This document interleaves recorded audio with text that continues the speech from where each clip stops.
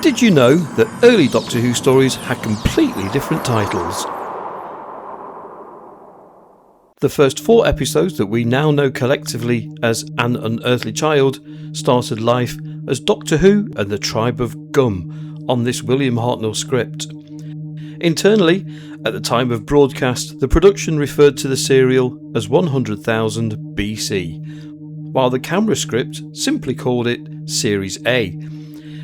In 1981, Jean-Marc Lofficier's Programme Guide notes that episodes 2, 3 and 4 are also collectively known as the Tribe of Gum. Personally, I've always thought this should have been split into 2 stories, the first episode, An Unearthly Child, and the remaining 3 as 100,000 BC. The second story was provisionally entitled The Robots, a collective title intended for a script by Anthony Coburn.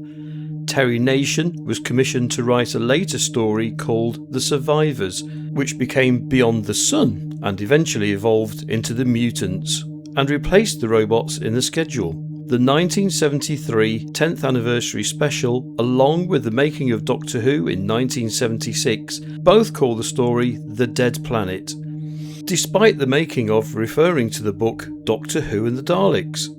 The story was still being called The Dead Planet in Doctor Who Weekly in 1979. By 1981, however, the programme guide had settled on the Daleks.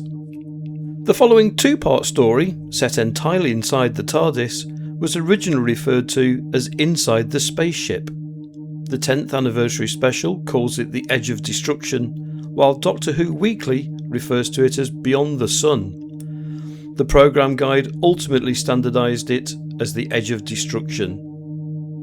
Marco Polo was originally commissioned as Journey to Cathay, and apart from the 1973 special, which calls it The Roof of the World, it has been known collectively as Marco Polo ever since. Jean-Marc Lofficier's 1981 programme guide effectively became the definitive reference point for story names. The making of Doctor Who from 1976 contains only one further major variation, referring to the story we know as the Reign of Terror as the French Revolution. Doctor Who Weekly uses the same title, while the 1973 special calls it A Land of Fear. Similarly, Doctor Who Weekly refers to the Crusade as the Lionheart, while the 1973 special simply calls it The Lion. The editors of the 1973 10th anniversary special, in the absence of official overall story titles, simply adopted the title of each serial's opening episode as a convenient label.